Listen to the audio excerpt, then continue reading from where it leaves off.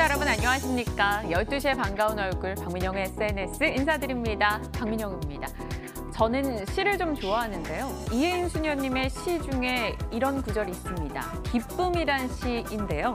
한 톨에 근심도 없는 것이 기쁨인 줄 알았는데 아니더라. 모욕과 오해 그리고 힘들고 지친 순간에도 기쁨은 발견되더라. 그리고 그 속에는 지혜가 있더라. 이런 내용이 담겨 있었습니다. 그렇죠. 사실 출근, 퇴근, 때때로는 지치는 순간이 있습니다. 그럴 때 기운내 하며 커피 한 잔 사다 주는 동료 감사하고 또 기쁨이 될 수 있고요. 아직도 이 나이 먹도록 아프면 엄마 소리부터 나는데 그럴 때 전화해서 칭얼거릴 수 있는 부모님이 계시다는 것. 날 좋은 날 산책할 수 있는 건강한 신체가 있다는 것 또한 다 기쁨이겠죠. 여러분의 하루 속에 오늘 일과 중의 기쁨은 어떤 것이었나요? 이 모욕이나 오해가 가득한 주식시장 속에서도 우리는 기쁨을 발견할 수 있습니다. 그 과정을 저희와 함께 하셨으면 좋을 것 같아요. 누구랑요? 바로 박민영의 SNS랑 하시면 되겠습니다. 지금 출발합니다.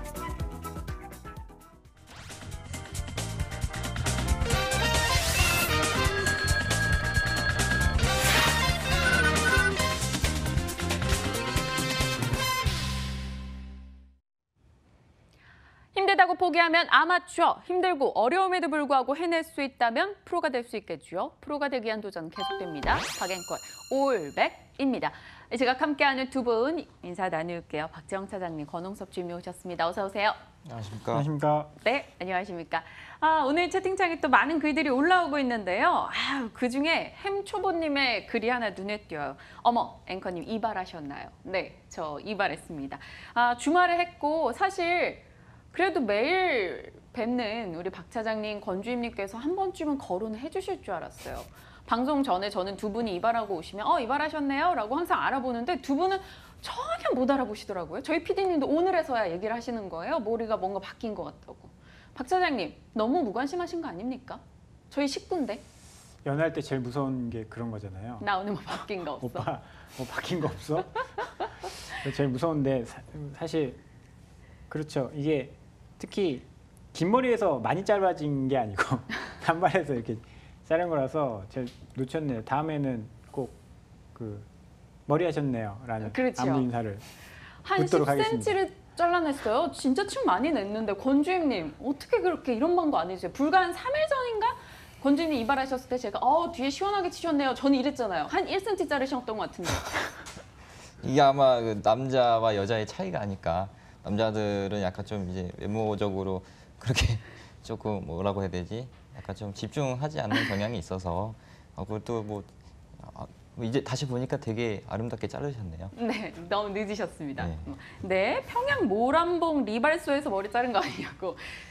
어딘지도 모르겠는데요. 오늘 그 한국투자증권의 김민진 팀장님, 박재영 차장님의 동료이시자 저희 방송에 나오셨던 그분은 오늘 아침 방송 출연해서 저 보자마자 박쥐 패션이네 이러는 거. 박쥐 같다 하시는 거예요. 그래서 참 한두 분들이 정말. 그러니까 말을 이쁘게 해야 되는데 그렇죠. 뭐 망토 같다. 그렇죠. 뭐 뭔가 해야 여리해 보인다, 우아하다.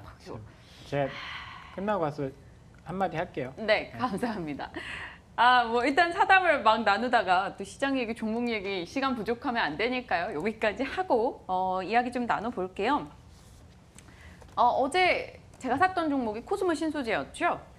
어제 살 때만 해도 너무 갑툭튀 종목이고 제가 너무 충동적으로 산 건 아닌가 뭐 좀 고민도 사실 됐는데요.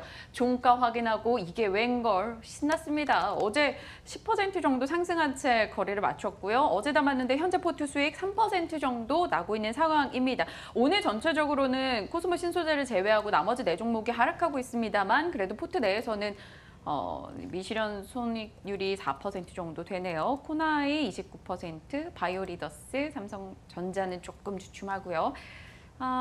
코스모 신소재 박 차장님, 네. 어떻게 판단하세요? 저 잘 산 것 같아요. 그 외국인이 보고 있었나 봐요. 저희 방송을. 민영이가 딱 사자마자 호가가 확 튀어올랐어요. 맞아요. 그리고 또 횡보하다가 조금 밀리는가 싶더니 끝에 가서 또 힘을 엄청 받았는데 뭘 먹고 이렇게 힘이 좋은가 봤더니 종가 끝나고 봤더니 외국인이 60만 주를 샀더라고요. 이런 적이 없었거든요. 기관들은 계속 이제 입지를 하고 있었죠. 계속 입지를 하고 수급을 좋게 만들고 있었는데 외국인이 하나의 좀 단점이었거든요. 그런데 외국인이 60만 주 샀다는 것은 뭐 최근래에 찾아봤을 때 볼 수 없는 그런 수급이었고요. 네. 우리가 코나이, 제가 코나이 뭐라 그랬죠? 외국인 대상으로 IR한다. 아, 외국인 수급 한번 보고 뭐 결정하자라고 했는데 외국인이 한 2, 3일 미친 듯이 사면서 20, 30%가 뛰어올랐어요. 맞아요. 코스모 신소재도 외국인이 아무것도 모르고 우리보다 분석력도 뛰어나지 못해서 60만 주를 그 고가에 산 건 아닐 거다라고 생각을 한다면 저는 조금 더 긍정적인 시각 유지해봐도 좋을 것 같고요. 2차 전지 관련돼서는 한두 개 정도는 갖고 가야 마음이 편할 것 같아요. 뒤로 갈수록 사실 전기차에 대한 수요는 늘어날 거거든요. 근데 그거 아무것도 없이 간다라는 것은 뭐 어제 포스코도 발표를 했잖아요. 2차 전지 쪽에 투자를 많이 한다. 그런 거 봤을 때는 아주 잘된 선택이었다라고 봐도 좋을 것 같습니다. 좋습니다. 오늘 기분 좋네요.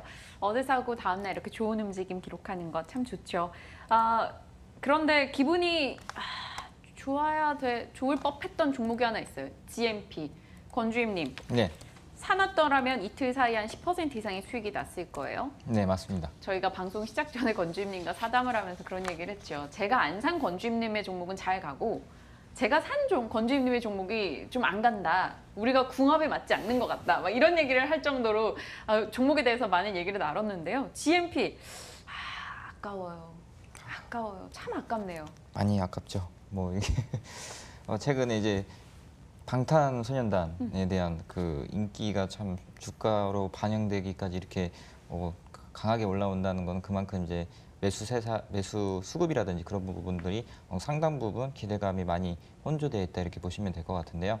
일단은 이제 VT 코스메틱 자회사, GMP 자회사 VT 코스메틱에 대한 행보가 아무래도 이제 방탄소년단 모델 채용과 힘입어서 아마 이제 하반기에는 신제품 라인 증가로 인해서 아무래도 거기에 대해서 더 확장될 여지가 크다 이렇게 보시면 될 것 같습니다.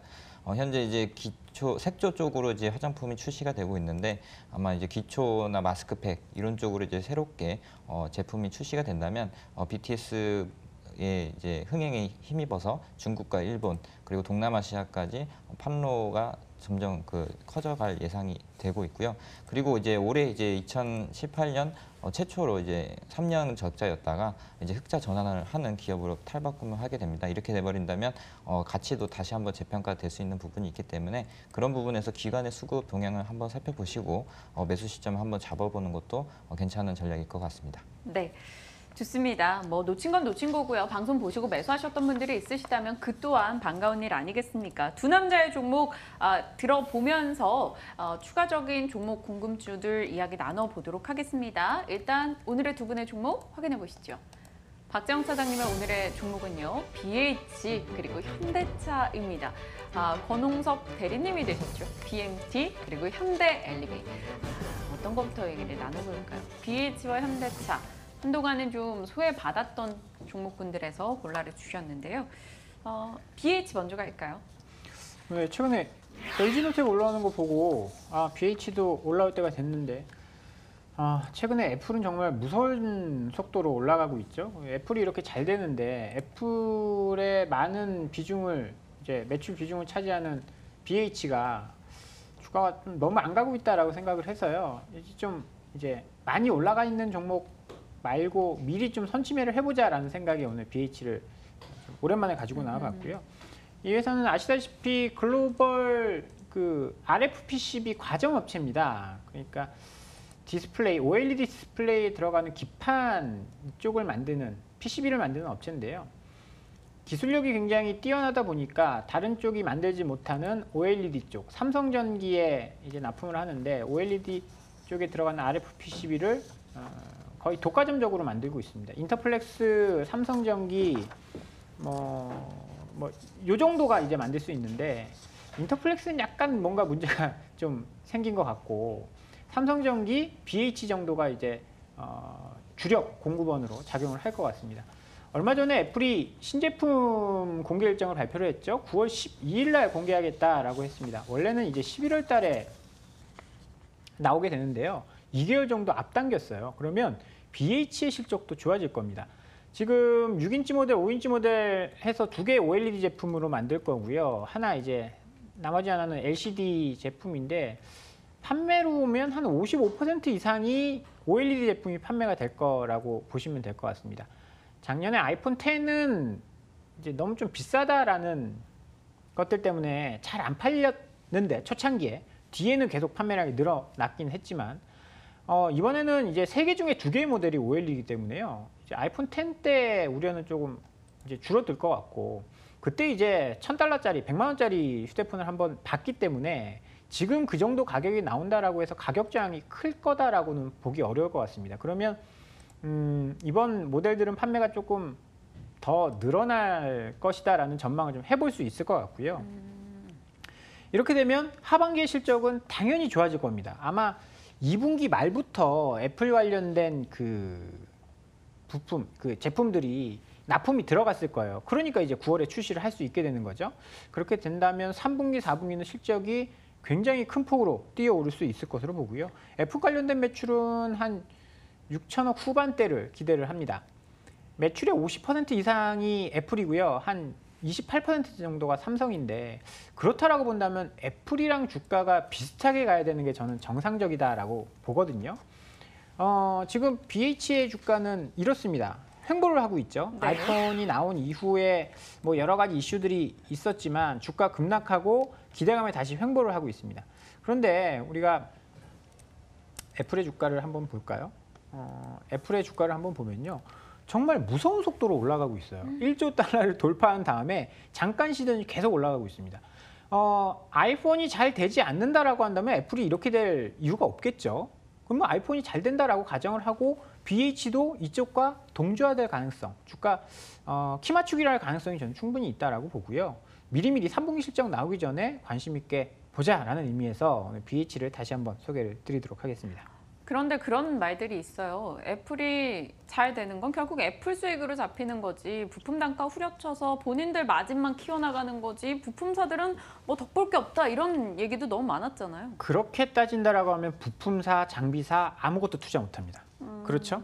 뭐 삼성 쪽도 마진 단가 많이 후려친다라고 하는데 그거는 이제 벤더가 많을 때 PCB 업체들이 굉장히 난립했을 때 예전에 뭐 플렉스컴이라든지 상장 폐지됐죠. 네, 뭐 그런 기억나네. 업체들 막 난립했을 때의 이야기지 지금 RF PCB를 만들 수 있는 업체가 몇 개 없거든요. 그런 상태에서 단가를 후려친다? 글쎄요. 뭐 아무리 애플이다 한들 그렇게 하기는 좀 어렵지 않을까 당분간은 뭐 그런 생각이 좀 드네요. 하반기만 되면 어김없이 애플 관련한 모멘텀을 좀 안고 가는 종목군들이 있죠. RF PCB, 연경성 회로기판 뭐 관련해서 근데 인터플렉스도 있고 뭐 지금 다양한 종목군은 있잖아요. 네. 근데 인터플렉스는 뭐 사실 제가 건주님 도리도리 옆에서 이제 그런 것들을 다 뭐 뉴스플로우나 이런 것들을 다 알 수는 없어요. 기업 내부 상황이나 소송이 걸린 거나 이런 것들을 다 알 수는 없는데 주가가 이 모양 이 꼴인 거 보면 아직까지 회복은 못하고 있다라고 봐야 될 것 같아요. 지금 인터플렉스는 망가지고 나서 반등 다운 반등 하나 없었거든요. 7만 1,000원에서 16,000원까지 그냥 수직으로 떨어져서 횡보하고 있습니다. 아이고야. 이게 어느 정도 올라왔다 치면 이렇게 올라왔다 치면 정상화됐구나. 그러면 물량을 좀 나눠 먹겠네라는 생각을 할 수도 있겠지만 네. 지금 이런 상황에서는 인터플렉스는 탈락하는 거 아니야? 그럼 반사이익은 누가 가져갈까? 이런 생각을 할 수밖에 없는 거죠. 좋습니다. 확연하게 좀 설득이 되는 것 같아요. BH 오랜만에 또 이 종목 이야기 자세히 다뤄봤습니다. 권주임님 왜 이렇게 도리도리 하셨던 거예요? 인터플렉스 아니야 이거셨어요? 네, 인터플렉스는 아닌 것 같습니다. BH는요? 맞는 것 같아요. 네, 맞는 것 같습니다. 어떤 부분에서요? 기존에 좀 보고 계셨었어요? BH는 항상 우리가 하반기까지 가지고 가야 된다고 해서 뭐 박 차장님께서도 가지고 오시고 저도 이제 몇 번 추천을 드린 거고요. 인터플렉스의 경우에는 이제 어떻게 보면은 굉장히 조금 회사에 대해서 좀 휘청이는 그런 이슈가 있었죠. 뭐 불량에 대한 이슈 그런 부분들이 있어서 향후에는 이제 애플이 어느 한 회사에다가 독점적으로 수율 때문에 준다기보다는 뭐 대만 업체와 이제 쉐어를 하면서 그렇게 이제 PCB 관련된 부품들 그런 부분들을 나눠서 할 가능성이 크기 때문에 예전만큼의 매출액은 나오기 힘들다. 인터플렉스는 따라서 거기에 대해서는 뭐 차후에 어떻게 될지는 모르겠지만 일단은 뭐 그런 그 도덕성 부분이라든지 그런 부분에서 봤을 때는 절대 쳐다보면 안 되는 종목이다. 그런 다만 이제 BH의 경우에는 상황이 다르죠. 네. 거기에 대해서 반사이익을 받을 수 있고 그리고 하반기까지 애플에 대해서 이번 연도는 아무래도 2년 주기로 거의 뭐 핸드폰을 많이 교체를 한다고 하네요. 그래서 이번에 아이폰에 대한 흥행이 약간 좀 기대가 할 수 있기 때문에 현재 BH는 그에 관해서 기대감으로 오르지 않고 있는 상황에서 한번 상승할 수 있는 여력이 있다 이렇게 보시면 될 것 같습니다. 알겠습니다. BH 얘기 나눠봤고요. 다음 검주인님의 종목이 BMT. BMT. 예. 저희가 못 샀던 종목은 GMP. 네. 뭔가 느낌이 비슷하게 라임이 맞는 느낌인데 BMT는 어떤 회사예요? 이 회사는 이제 그 피팅하고 이제 밸브를 이제 제조해서 판매하는 회사인데요. 우리가 흔히 알고 있는 이제 반도체 디스플레이 쪽에 들어가는 장비에 들어가는 그런 그 플랜트를 세우는 업체다 이렇게 보시면 될 것 같고요. 최근에는 이제 오일과 가스를 정제하는 시설 이런 부분에서도 이제 다양한 제품들을 지금 판매를 하고 있습니다. 일단 반도체 디스플레이 쪽은 뭐 우리가 알고 있는 삼성전자나 SK 하이닉스가 주력 회사 고객사고요. 그리고 이제 오일과 가스 쪽 그 플랜트 피팅하고 밸브 쪽은 이제 그 토탈이라는 이제 그 석유화학 관련된 제품 회사에다가 납품을 하고 있고 그리고 그 밖에도 뭐 사우디라든지 이런 쪽 국영 기업에다가 납품을 하고 있습니다. 우리가 이제 투자 포인트로 잡아야 될 것이 뭐냐면 이제 그 최근 들어서 이 회사의 행보입니다. 그 이제 캐페스 투자가 굉장히 이제 활발히 하고 있기 때문에 현재 그 경상남도 양산에 2개의 공장을 확보를 해놨고요. 이제 한 개는 한 1,000억 원, 그리고 이 공장은 한 900억 정도 되는데 이렇게 돼버린다면 한 1,900억 정도의 매출을 올릴 수 있는 캐파가 나왔습니다. 이렇게 한 이유가 뭐냐면 현재 그 LNG 관련된 선박 제조와 관련된 그런 부분들이 지금 동성화인텍이라든지 그런 그 부품주들이 올라가고 네. 있잖아요. 이와 마찬가지로 이 회사도 현재 뭐 현대중공업 그리고 대우조선해양 이런 곳에다가 지금 납품을 하고 있는데 그 LNG 연료를 사용할 수 있는 그 초저온 밸브가 있습니다. 거기에 이제 그 이 회사가 특허를 갖고 있고 그리고 거기에 대해서 기술 이전도 다 마친 상태이기 때문에 그런 부분에서 이 LNG 연료로 사용할 수 있는 이 초저온 밸브에 대한 수요가 앞으로 확대될 것이다 이렇게 보여지고 있고요. 뭐 아시다시피 이제 2020년부터는 그 조선에 대해서는 황산화물 배출 규제로 인해서 LNG에 대한 수요, 선박에 대한 수요가 좀 늘어날 것이라 예상이 되고 있기 때문에 그런 부분에서 이 회사의 밸브가 납품될 가능성이 크고 그리고 신규 매출도 한 100억 원 정도 더 발생할 여지가 있기 때문에 그런 부분에서 현재 주가는 상당히 저평가되어 있다 이렇게 보시면 될 것 같고요. 현재 뭐 시가총액은 한 700억 정도 됩니다. 시총은 작지만 거의 한 2007년에 코스닥을 상장을 했지만 거의 한 1988년이면은 한 30년 됐죠. 네. 한 30년 정도 된 오래된 강소 기업이기 때문에 뭐 이제 회사가 뭐 신생 기업이 아니고 그런 그 기술력 바탕으로 해서 가지고 있는 기업이기 때문에 좀 관심 있게 봐야 되고 있고요. 그리고 이제 최근에 이제 수급 동향을 보면은 연기금 쪽에서 눈에 띄게 조금 연속 거래일로 좀 매수가 들어오는 것 같습니다. 이제 개인들은 매도를 하고 있는 상황이고 기관 쪽에서 투신이나 연기금이 계속적으로 매수하는 걸로 봐서는 그간 이제 그 저평가를 받았던 종목이 새롭게 평가를 받게 돼서 수급적으로도 한번 관심 있게 봐야 된다 이렇게 보시면 될 것 같습니다. 저는 그런 거 계산할 때 1988년이면 저희가 86년생이니까 나보다 한 2년 덜 어린 회사 뭐 이런 식으로 계산하면 쉽긴 하더라고요. 아무튼 BMT 얘기 들어봤습니다. 주총님도 이야기를 해주셨는데 밸브 업체가 알고 보니 많은데라고 했거든요. 네, 근데 이제 제가 아까 말씀드린 대로 투자 포인트는 그 초저온 밸브에 대한 그 특허죠. 특허를 갖고 있기 때문에 그런 부분에서 이제 이 회사 LNG에 관련된 그 밸브로서는 이 회사가 제일 유일하기 때문에 그런 부분에서 투자 포인트를 잡으셔야 되고요. 또한 그 이제 반도체 쪽에 대한 밸브의 쪽에서도 이제 중국이 계속적으로 그 캐펙스를 증설을 하고 있지 않습니까? 그런 부분에서는 아무래도 거기서 또 추가적으로 매출 성장이 이루어질 수 있기 때문에 이 회사가 아무래도 저평가되어 있고 그리고 앞으로 좀 상승 여력이 크다 이렇게 보시면 될 것 같습니다. 알겠습니다. BMT라는 회사에 대해서 오늘 좀 자세하게 이야기를 들어봤네요. 다음 종목 가겠습니다. 박 차장님, 현대차예요. 오랜만에 다시 얘기해 주시는 것 같아요. 제가 사실 자동차를 그렇게 할 만한 업종은 아니잖아요. 맞아요. 아 그리고 차장님 처음에 저희 방송할 때 전 기억이 나는 게 현대차, 기아차 중에 기아차 사신다면 그 진짜 차. 네네네. 그렇죠. 왜냐하면 현대차 쪽에는 대형 SUV 라인이 없어요. 맥스 크루즈가 있긴 한데 사실 베라 크루즈를 단종시키고 나서는 대형 SUV 라인이 없습니다. 그게 현대차의 어떻게 보면 굉장히 단점이죠. 지금 사실 보면 기아차는 SUV 라인이 굉장히 잘 돼 있는 그런 회사이기 때문에 그나마 이제 글로벌에서 잘 버텼는데 현대차는 세단 위주였어요. 맞아요. 이게 굉장히 큰 패착이었죠. 지금 글로벌 그 시장에서는 SUV를 원하는데 세단을 계속 밀고 있으니 현대차가 될 리가 없잖아요. 그때 그런 말씀 드렸는지 모르겠지만 아슬란 1년에 2,000대가 3,000대 팔고 단종시켜 버렸잖아요. 네, 맞아요. 그때 사실 하셨어요. 현대차가 굉장히 큰 패착이었습니다. 정의선 부회장이 지금 저 산타페도 SUV인데요. 그렇죠. 산타페뿐이 없어요.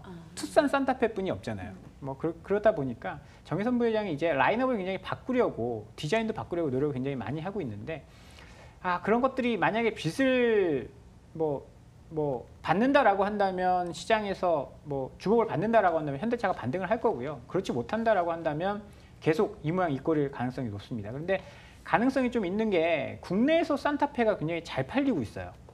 그렇다라는 것은 물론 이제 국내에서 잘 된다고 해외에서 잘 된다라는 보장은 없지만 해외에서도 좀 먹힐 가능성이 있다는 겁니다. 7월, 8월 판매 데이터를 보고 최근에 국내 내수 판매 데이터를 보면요. 산타페가 5, 6개월 연속 판매 1위를 차지를 할 정도로 잘 팔리고 있고요. 8월 판매 데이터는 글로벌 판매가 굉장히 좋았거든요. 9%가 늘어났는데 물론 이제 거기에 큰 의미를 둘 수는 없어요. 워낙에 글로벌 판매가 안 좋았기 때문에 중국 데이터 같은 경우에는 50%씩 감소했지 않습니까? 그런데 그 부분이 이제 정상화되고 있다라는 거예요. 오늘 이제 미국의 북미의 소매 판매 데이터가 나왔는데 소매 판매 데이터가 증가를 하고 있습니다. 특히 이제 산타페라든지 이런 차종들이 투입이 될 거예요. 차종들이 투입이 될 거고 제네시스 이제 G70 같은 이제 고급 세단이죠. 어떻게 보면 고급 세단이 이제 자리를 잡을 건데 기존의 현대차가 그런 것들을 좀 준비를 하기 위해서 그랜저까지 북미에선 출시를 안 했습니다. 그랜저가 지금 국내에서는 엄청 잘 팔리잖아요. 월 10,000대씩 팔리고 있는 베스트셀링 카인데 미국에는 출시를 안 했습니다. 왜냐? 제네시스 팔아야 되거든요. 언제까지 저가 차량의 이미지를 가져갈 수는 없다라고 하면서 제네시스를 출시를 해서 좀 이제 힘을 받으려고 하고 있는 상황이고요. 이런 것들이 계속되는데 지금 이제 아마 파업도 끝났어요. 현대차는 이제 파업이 끝났기 때문에 매월 9월, 10월, 11월에 있었던 파업과 관련된 실적 감소가 없을 겁니다. 그러면 해외 판매 데이터만 긍정적으로 나온다라고 한다면 기대를 한번 해봐도 좋을 것 같고요. 주가가 워낙 쌉니다. 지금 보시면 이 가격대에서 12만 원도 한때 깨고 내려왔어요. 근데 이 가격대에 지지하고 있다가 판매 데이터가 나오면서 반등을 주고 있죠. 외국인도 최근에 매수로 좀 전환이 되고 있습니다. 기관도 정말 매일같이 팔던 기관이 최근에 매수로 전환을 했어요. 언제죠? 판매 데이터가 나온 다음 날.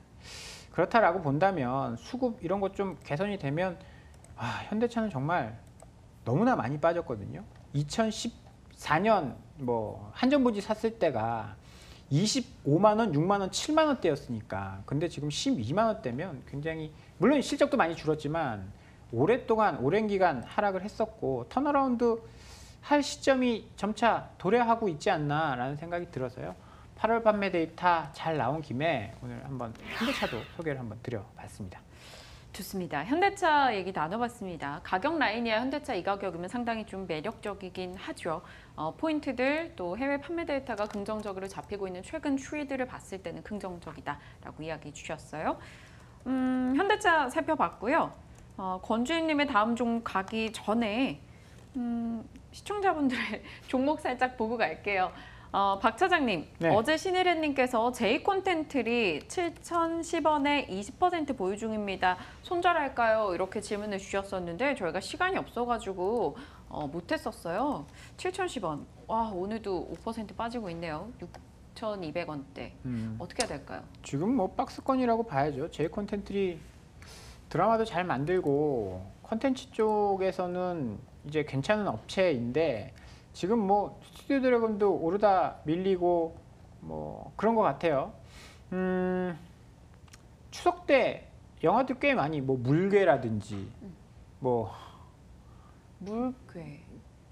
몇 개 좀 굵직굵직한 영화들이 추석을 겨냥을 해서 많이 개봉을 해요. 그러면 박스오피스 쪽은 개선이 될 거고요. 지금 박스권 하단인데 6,100원 정도를 지지라인으로 잡으시고 조금 더 기다려 보시는 건 어떤가. 7,100원이면 사실 충분히 갈 수 있는 그런 가격대거든요. 7,010원이라고 하셨나요? 네.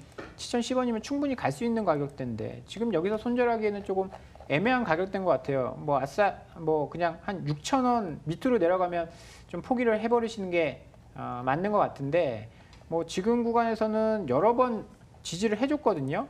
조금 더 지켜보시는 게 어떤가라는 의견을 드려보도록 하겠습니다. 뭐 손절에서는 6,000원 정도 정해드리도록 하죠. 네, 네. 제이 콘텐츠리 답변 드렸고요. 건주임님께도 희망꿈님이 지니뮤직 질문을 주셨네요. 지니뮤직 어떻게 전망하시는지 궁금하다고요. 네, 뭐 요새 저희가 한번 건주임님께서 말씀을 해주셨던 걸로 제가 기억하거든요. 예, 뭐 분위기 나쁘지 않습니다. 이제 뭐 박스권 상단 7,000원 정도로 돌파를 하는 모습들이 나오고 있고요. 향후에 지금 지니뮤직 같은 경우에는 뭐 여러 가지 이슈가 있겠지만 뭐 아무래도 이제 플랫폼 응원 서비스를 하고 있는 상황에서 그리고 이제 자발적으로 고객들이 이제 KT나 이런 에듀 플러스를 통해서 지니뮤직을 가입을 하게 되고 3개월 뒤에는 이제 KT 가입자가 아닌 지니뮤직 가입자로 자동스럽게 유입이 되는 그런 그 좋은 고성장 구조를 갖고 있기 때문에 현재 그 우리가 흔히 알고 있는 기술적 분석에서는 주봉 흐름상 이렇게 종 고점 돌파하려는 간격이 좁아질수록 급등의 흐름들이 나올 수 있습니다. 그런 부분으로 봤을 때는 한 9,000원까지도 충분히 갈 여력이 있으니까 홀딩하는 전략이 좋아 보입니다. 네, 지니뮤직에 대해서도 답변을 건네드렸고요. 시간 허락하면 추가적으로 이야기 나누겠습니다. 건주임님의 종목, 건대리님의 종목이겠네요. 현대엘리베이 얘기해 주실까요? 네, 이제 뭐 지난번에 남북 경협주 좀 사볼 만한 타이밍이 되면 한번 제가 그 달라고, 추천, 하셔서 아무래도 이제 9월 구구절도 이제 준비를 하고 있고 그리고 이제 이번에 그 유엔 안보리 결의에서 아마 이제 문재인 대통령과 그리고 트럼프 대통령에 대한 만남이 이루어진다고 합니다. 그렇게 돼버리면은 아무래도 다시 한번 이제 북한에 대한 비핵화 협상에 대해서 어느 정도 진전 있는 얘기가 나올 가능성이 있기 때문에 그런 부분에서 한번 그 지금 관심 있게 봐야 될 시점이 아닌가 싶기도 하고요. 일단 그 저는 그렇습니다. 뭐 남북 경협주의 대장주들 뭐 부산산업, 뭐 대ITI, 뭐 에코마이스터 이런 그 종목들이 되고 가지만 실질적으로 저는 그래도 어느 정도 그 북한과 관련된 업체 중에서는 현대엘리베이가 가장 관여가 깊다 이렇게 보시면 될 것 같은데요. 현대아산을 거의 한 지분을 한 70% 갖고 있는데 이때 현대아산이 그 금강산 관광지구 관련된 개발 토지 이용권을 한 50년간 그렇게 확보를 해놨고요. 그리고 이제 금강산 관광지구의 관광 사업권, 그리고 개발 사업권, 그리고 개성공단에 대한 토지 이용권, 그리고 뭐 개성관광에 대해서 또 개성관광 또 사업권이 또 있고요. 백두산 관광 사업권까지 해가지고 한 7개 SOC에 대해 사업권을 갖고 있습니다. 그때 당시에 아마 제가 알기로는 5천억을 주고 이 계약권을 이제 따낸 걸로 알고 있는데요. 그 밖에도 이제 그 7개 SOC 사업에서는 이제 철도 통신, 그리고 비행장, 그리고 금강산 물자원, 그리고 주요 명승지 뭐 금강산이나 뭐 백두산 이런 것들에 대한 사업에 대해서 그거는 이 회사가 갖고 있기 때문에 그런 부분에서 향후에 남북 경협이 이루어진다고 하고 그리고 한국 기업이 참여하게 된다면 반드시 현대엘리베이가 지분을 갖고 있는 현대아산이 주축이 돼서 참여할 가능성이 크다 이렇게 보시면 될 것 같고요. 다만 이제 시간이 많이 걸린다는 겁니다. 과거에 우리 개성공단 사례를 봤을 때는 그게 이제 얘기가 나오고 착공할 때까지 거의 한 3년이 걸렸습니다. 그런 부분으로 봤을 때는 조기에 착수하더라도 시간이 많이 걸리기 때문에 일단 기대감만으로 주가가 상승할 여력이 있다 이렇게 보시면 될 것 같고요. 또 이제 현대엘리베이의 이제 본업을 봐야죠. 이제 엘리베이터에 대한 시장은 10% 정도 연간 지속적으로 성장을 하고 있고 아파트들이 이제 최근에는 다 고층화가 되고 있지 않습니까? 그런 부분으로 됐을 때는 고층 엘리베이터 엘리베이터일수록 단가가 올라가게 된다는 거죠. 그런 부분에서 이제 계속적으로 뭐 엘리베이터 사업에 대해서도 어느 정도 10% 성장을 하고 있는 상황인데, 다만 이제 해외 법인에 대해서는 실적 개선이 부진한 상황이므로 아직까지는 이제 본업에 대해서는 약간 조금 보수적인 의견으로는 좋지 않다 이렇게 보시면 될 것 같고요. 그러나 이제 향후에 이제 북한과 관련된 그런 뉴스들이 나올 때마다 현대 엘리베이터에 대한 흐름들이 나올 수 있는데, 현재 차트를 이제 또 보자면 모이고 있습니다. 이제 그 주가가 이제 휘청휘청하다가 이제 이평선이 밀집을 하면서 모이고 있는 상황인데요. 이렇게 돼버린다면 위 아래로 이제 한번 이렇게 주가가 튕길 수 있는데, 아무래도 뭐 특별하게 뭐 나쁜 악재가 뭐 구구절에 미사일을 쏘지 않는 한 아무래도 위로 갈 가능성이 크기 때문에 한번 다음 주까지는 한번 지켜봐야 된다. 그리고 한번 관심 있게 지금 한 매수를 해볼 만한 타이밍이다 이렇게 보시면 될 것 같습니다. 미사일을 쏘지 않는 이상. 근데요, 정말 무서운 타이밍인 게 지금 권지님 얘기하시는 사이에 속보창에 북매체 대북 특사단 평양 도착 보도 없어. 3월 방북 때는 예고 보도도 했고 그랬는데 이번엔 보도하지 않았다. 우리가 상반기에 보였던 남북 개선에 대한 기대만큼 지금 그렇게 뜨거운 분위기는 아니잖아요. 근데 이제 뜨거운 분위기를 이제 예상을 해서 사는 거죠. 만약에 이제 주가가 이제 급등을 해버리면 또 충격 매수를 하는 것도 굉장히 부담이 되기 때문에 일단 뭐 두 가지 포인트, 이제 우리 특사단이 구구절을 맞이해서 가는 부분하고, 그리고 유엔 안보리 결의에서 문재인 대통령과 트럼프 대통령의 만남, 이런 부분들에 대한 이슈가 있기 때문에 역시 뭐 그런 부분을 이제 예상을 하고 들어가는 타이밍이다 이렇게 보시면 될 것 같습니다. 좋습니다. 박 차장님은요, 어떠세요? 글쎄요, 오늘 뭔가 움직임이 있어야 되는데 움직임이 없다는 게 조금 찝찝하네요.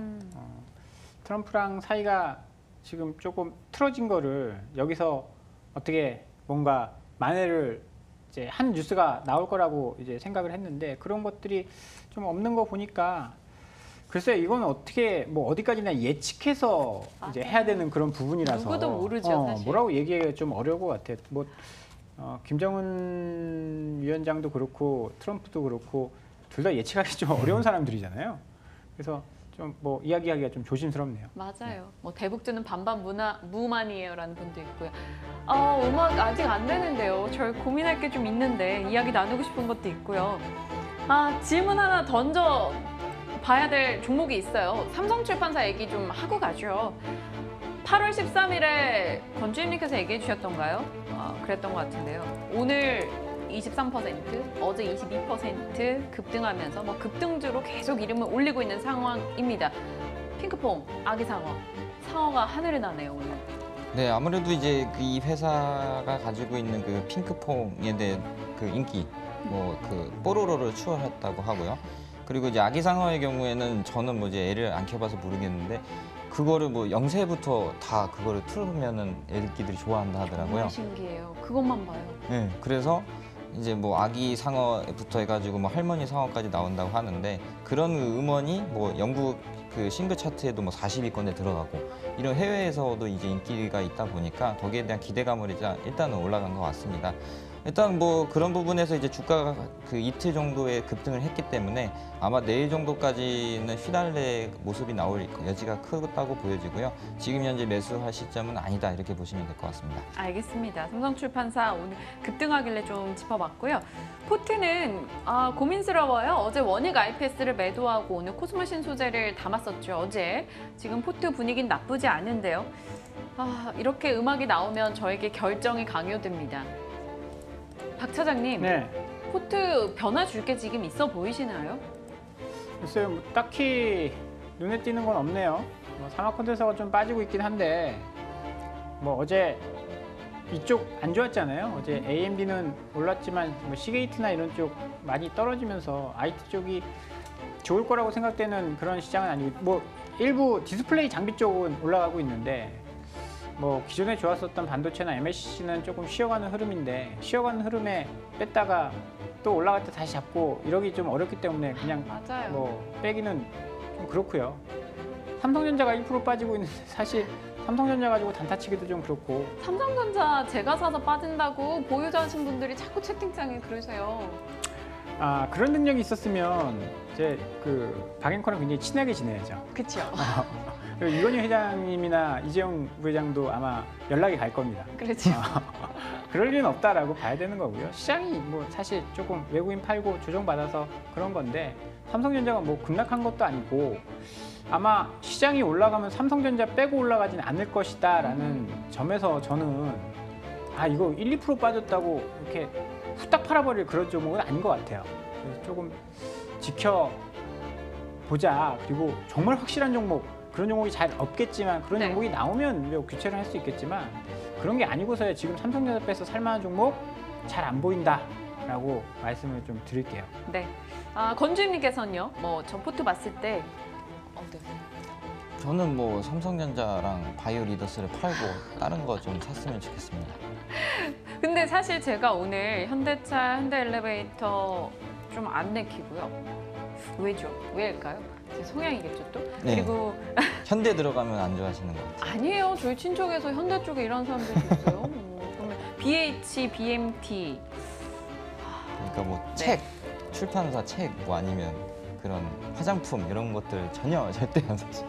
아니에요. 그렇죠. 왜 저는 이럴까요? 저는 약간 2차 전지 좋아하고 굴삭기 이런 쪽 좋아하고 일단 네 좋습니다. 오늘 결정하지 않을게요. 이 음악을 얼른 꺼야지 제가 마음이 편안할 것 같아요. 오늘은 포트 변화 없습니다. 뭐 매일같이 포트 변화하는 것도 그건 증권사 좋은 일만 시키는 거고요. 사막 콘덴서, 코스모 신소재, 삼성전자, 코나이, 바이오리더스 일단 끌고 가겠습니다. 어느 것 하나 크게 나쁜 종목 없기 때문이죠. 원금까지 한 17만 원 정도 남아 있습니다. 이놈의 원금. 원금이란 단어 꿈에도 나올 지경인 것 같아요. 어찌됐건 오늘은 포트 변화 없습니다. 고로 시간이 한 4분 정도 남았네요. 이 시간 활용해서 좀 질문 드리고 싶은 게 있는데요. 일전에 두 분이 각각 한미반도체를 두 분이 같은 날 소개를 해주셨잖아요. 한미반도체 그때 상당히 구미가 땡겼는데 그때 이제 포트 상황상 사지 못했었거든요. 한미반도체 요즘 수급은 어떤지 좀 분석을 해주실까요? 박 사장님 네, 먼저. 뭐 한미반도체 아주 좋지도 않고 그렇다고 해서 나쁘지도 않은 것 같아요. 기존에 끌어올렸던 기관이 약간 이제 주춤해진 사이에 외국인들이 좀 들어오고 있는 그런 모습입니다. 뭐 한미반도체 투신 사모 쪽에서 연기금 쪽에서 이제 공격적인 매수가 들어왔었는데 어제는 또 연기금에서 차익 실현이 조금 나온 것 같아요. 대신에 연기금이 팔면서 외국인이 또 들어왔습니다. 수급 보면 외국인은 사실 이때부터 계속 팔았거든요. 이 저점서부터 외국인이 파는 매물을 기관들이 이제 받아내면서 이제 주가가 쭉 올라갔는데 비중이 많이 줄어든 외국인이 지금 다시 들어오고 있다라는 점은 뭐 주거니 받거니 하면서 주가가 올라갈 수 있다라고 봐야겠죠. 수급상으로는 뭐 나쁜 모양새는 아닌 것 같습니다. 네, 권주임님께서는요. 두 분이 같이 얘기해 주셨었으니까. 네, 뭐 최근 수급 동향이라든지 뭐 이제 외국인과 기관이 이제 순환매를 하면서 이제 올라갈 여지가 크다 이렇게 보고 있는데요. 일단 뭐 TC 본딩에 대한 신제품, 그러니까 국산화에 성공을 했기 때문에 향후에 이제 후공정이라든지 뭐 그런 부분에서 장비에 대한 수요가 계속적으로 증가할 것이다 이렇게 보여지고 있고요. SK 하이닉스도 투자 발표를 했고, 그리고 삼성전자도 아마 이재용 복귀 시점에서 아마 10월, 11월 정도 복귀 시점에서 어떻게 이제 설비에 대한 투자 부분이 나올 것 같고, 그리고 이제 12월 정도 되면은 이제 마이크론 테크놀로지가 현재 일본의 그 일본에다가 지금 증설해낸 캐펙스가 이제 거의 다 한계가 도달했기 때문에 그런 부분에서 또 추가 발표가 있을 수 있습니다. 그런 부분을 봤을 때는 한미 반도체가 글로벌 점유율 1위를 달리고 있는 회사인 상황에서 가장 큰 수혜가 나타나지 않을까. 어떻게 보면 한 단계 더 레벨업을 할 수 있는 그런 여건들이 나타나고 있다고 보여지고 있고요. 현재 이제 그 주봉 흐름상 그 13,800원을 이제 돌파를 시도를 하려고 이제 준비를 하고 있는 것 같습니다. 일단 뭐 가파르게 지금 상승을 하고 있는데 일단 뭐 그 세세하게 보면 일봉 흐름상 121선을 돌파를 하면서 이평선을 다시 정비열로 놓는 과정이 있기 때문에 아무래도 새로운 추세가 전환됐다 이렇게 보시면 될 것 같습니다. 알겠습니다. 한미반도체는 긍정적으로 좀 보고 있어야 될 것 같아요. 오늘 포트 결정하지 않았지만 추이 놓고 저희도 검토하겠습니다. 박 차장님 DY파워 한 종목만 더 봐주실까요? 5월부터 해서 계속 떨어졌고요. 오늘도 4% 하락입니다. 박 차장님께서 DY파워 그때 누구 건우님이셨던 것 같은데 상담 요청이 있었을 때 빨리 매도하자라고 했는데 아직 못 파신 것 같아요. 들고 계신 것 같아요. 일단 한 타임 늦기는 했는데 지금 18,000원 이탈하고 또 이탈이 가속화되고 있거든요. 16,000원 이럴 때는 사실 여기서 못 팔았으니까 여기 지지하는 거 한번 볼까? 이렇게 되면 정말 지지선이 계속 내려갈 수밖에 없어요. 저는 지금 이런 국면에서는 일단 정리를 해야 된다라고 보고요. 지금 사면요? 좀 더? 지금 살 이유가 물론 이제 내가 아주 길게 본다라고 지금 싸기 때문에 산다. 그러면 이제 상담도 안 올리셨겠죠?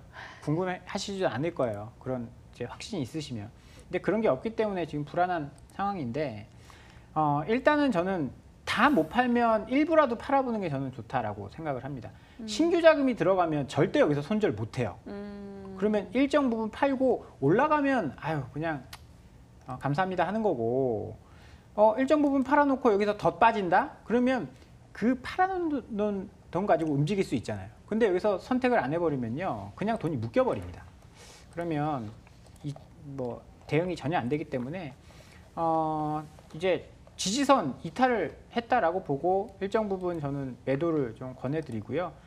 다음 대응 전략은 뭐 주가 보고 실적 보고 접근을 움직임을 결정을 하셔야 될 것 같습니다. 네, 꼭 참고하시길 바랍니다. 종목에 대한 의견들 다뤄봤고요. 오늘은 박앤콜 올백포트 변화 없었습니다. 두 분과 여기서 인사 나눌게요. 권홍섭 주임님, 박재영 차장님 함께했습니다. 고맙습니다. 감사합니다.